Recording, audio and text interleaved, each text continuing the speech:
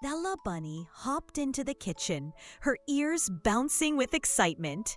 "Bobo, do you know what day it is tomorrow?" she whispered dramatically, as if the whole forest might overhear.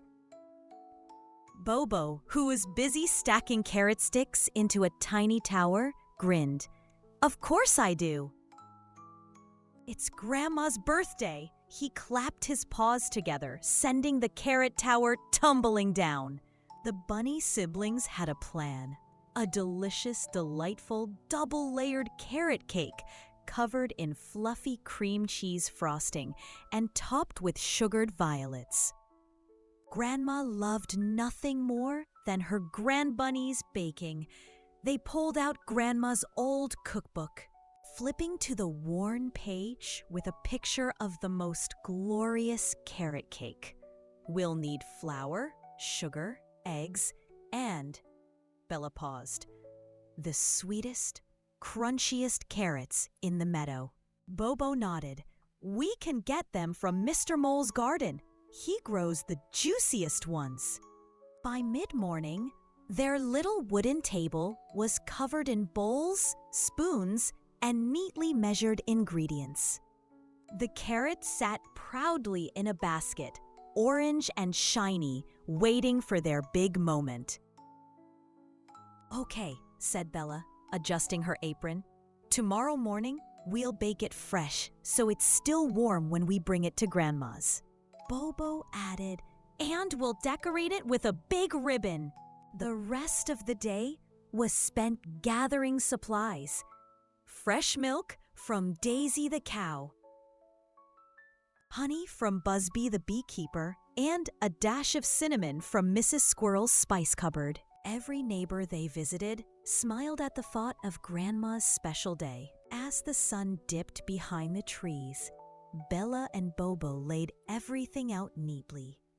They double-checked the recipe and even set their alarm clock acorn so they could wake up extra early. Bobo yawned. "This is going to be the best birthday surprise ever." Bella smiled. "Yes, as long as nothing goes wrong." Somewhere outside, a tiny shadow slipped past the kitchen window, unseen by either bunny. The siblings giggled their way into bed, dreaming of frosting swirls and candlelight. The basket of carrots, resting on the counter, seemed to glow in the moonlight, as if they knew they were the stars of tomorrow's show. Morning sunlight poured into the kitchen, waking Bella before the acorn alarm even rang. She hopped down the hallway, humming a happy tune, ready to start mixing flour and sugar. Bobo was already in the kitchen, standing still with a puzzled look. "Bella," he whispered, pointing toward the counter. The basket was empty. "Empty?" Bella gasped. "But the carrots, they were right here." Bobo lifted the basket and peered inside as if the carrots might be hiding at the bottom. "They're gone! Just gone!" They searched the kitchen from top to bottom, under the table, inside the bread bin, even in the teapot. No carrots.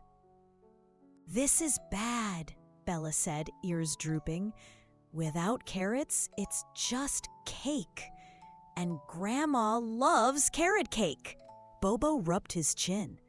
"Maybe someone borrowed them?" Just then, a light giggle echoed from outside the window, followed by the faint sound of rustling leaves. Bella narrowed her eyes. That was no ordinary breeze. Someone's been here. They stepped outside. Tiny footprints dotted the dirt path, leading away from the kitchen door and toward the meadow. The prints were small, round, and scattered like hops. "Do you think it's a bunny?" Bobo asked. Bella shook her head.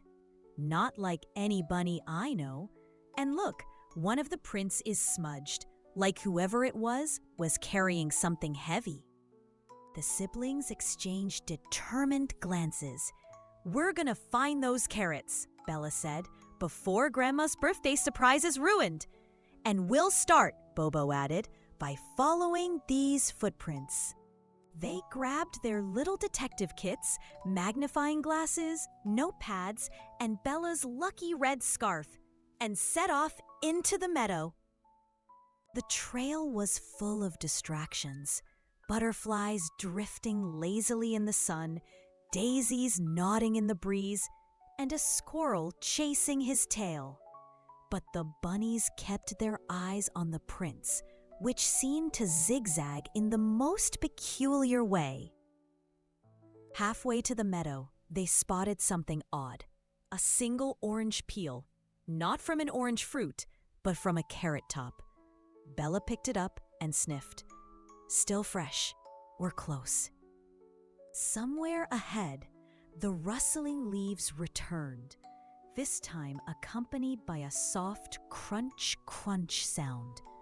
Bobo's ears twitched. "I think we found our first suspect." They crept forward, ready to uncover the first clue to the great carrot cake mystery. But there was nothing there. The meadow was alive with morning chatter. Birds whistled from the treetops. Bees buzzed lazily, and the grass shimmered with dew. Bella crouched low, magnifying glass in paw, scanning each footprint like a true detective. "Over here," Bobo called, pointing to a trail of carrot shavings. They led straight to Mrs. Hedgehog, who was arranging wildflowers in a vase outside her burrow. "Good morning, dears," she said warmly. "Out for a stroll?" Bella's eyes narrowed. "Have you seen any carrots about yay big?" She gestured with her paws. Mrs. Hedgehog chuckled. "Oh, I've been in my garden all morning. No carrots here, only flowers. But I did see Mr. Raccoon carrying something orange toward the pond." "Thank you," the siblings chorused before hopping away. They soon found Mr. Raccoon by the pond, washing a bundle of marigolds. "Morning," Bobo said, trying to sound casual. "What you got there?" "Marigolds for the ducklings' play," Mr. Raccoon replied, shaking water droplets from his paws. "But earlier, I saw a flash of orange hopping toward the big oak tree. Might have been the Chipmunk twins. They're always snacking." Under the big oak, the Chipmunk twins, Chippy and Champ, were playing a game of toss with an acorn. "We didn't take your carrots," Chippy said instantly, before they even asked. "But we did see someone with a basket sneaking toward the old hollow log." Bella tilted her head. "Who?" The twins shrugged. "Couldn't see. They were wearing a big floppy hat." Bobo scribbled notes in his detective pad. Hat, basket, sneaky walk. The trail of shavings grew fainter, and soon they spotted another clue. A scrap of red ribbon caught on a bush. Bella tucked it into her pocket. "This is getting stranger by the minute," she said. They followed the trail to the old hollow log. A faint crunching sound came from inside. Bella whispered, "This is it." They peeked in and found a family of field mice nibbling on tiny orange petals from marigolds. "False alarm," Bobo sighed. Still, just as they turned to leave, Bella spotted a faint path of paw prints leading deeper into the forest, toward the berry thicket. "Berry thicket?" Bobo frowned. "Why would the carrot thief go there?" "I don't know," Bella said, tightening her red scarf. "But I think we're about to find out." They pushed through the tall grass, ready for whatever silly twist the great carrot cake mystery had in store. The berry thicket was buzzing with dragonflies. Bella pushed aside a leafy branch, revealing a small clearing, and there, sitting cross-legged with an empty basket beside her, was Pippa the young porcupine. Pippa froze mid-bite, a bright orange carrot halfway to her mouth. "Pippa!" Bella exclaimed. "Oh, hi," Pippa mumbled, cheeks full. Bobo crossed his arms. "Those are our carrots." Pippa's quills drooped. I know, I'm sorry. I didn't mean to steal them. I was just passing by your window last night, and they looked so fresh and perfect. I thought if I took a few, no one would notice." Bella glanced at the towering pile of carrot tops beside Pippa. "A few?" Pippa's eyes welled up. "I was going to make my mom's carrot stew for her birthday, but I didn't have enough carrots, and I was too shy to ask for help." The bunny's stern expression softened. "You could have just told us," Bella said gently. Pippa sniffled. "I know. I was afraid you'd say no." Bobo knelt down. "Pippa, friends help each other. And birthdays are special. We could have shared." Pippa looked at the ground. "I guess I was more worried about my own surprise than doing the right thing." Bella smiled and put a paw on Pippa's shoulder. "How about this? We split the carrots. We'll bake Grandma's cake, and you can make your stew. But you have to help us decorate." Pippa's eyes brightened. "Really? You'd let me help?" "Of course," Bobo said. "But you have to promise. Next time, you ask first." "I promise," Pippa said firmly. With that, they gathered the remaining carrots into the basket and began the walk back through the meadow. Along the way, they laughed as Pippa shared silly stories about trying to cook without carrots. "I once made carrot stew with dandelions. It was awful." When they reached the bunny kitchen, Bella washed the carrots while Bobo measured the flour. Pippa carefully grated the carrots, humming happily. "See?" Bella said. "It's more fun when we work together." "And faster, too," Bobo added as he stirred the batter. By the time the cake layers were cooling, the kitchen smelled heavenly. Pippa was in charge of arranging sugared violets on top, and she did it with such care that Bella and Bobo knew Grandma would love it. "Tomorrow," Bella said, "2 birthdays will be even sweeter." The next morning, the bunnies awoke early, their kitchen already filled with the sweet scent of carrot cake. Bella tied a big pink ribbon around the cake box, while Bobo made sure every sugared violet was in place. Pippa arrived carrying a small pot of her carrot stew, steam curling into the crisp morning air. "Ready?" she asked, her eyes sparkling. "Ready?" Bella said, and the 3 friends set off toward Grandma's cozy cottage at the edge of the forest. Along the way, they were joined by Mr. Mole, Mrs. Hedgehog, and the Chipmunk twins, all curious to see the big surprise. By the time they reached Grandma's front porch, there was quite a little parade. Grandma opened the door with a warm smile. "Well, well, what's all this?" "Happy birthday, Grandma!" Bella and Bobo shouted in unison, lifting the cake box high. Grandma's eyes widened. "Oh my, it's beautiful!" She hugged them both tightly.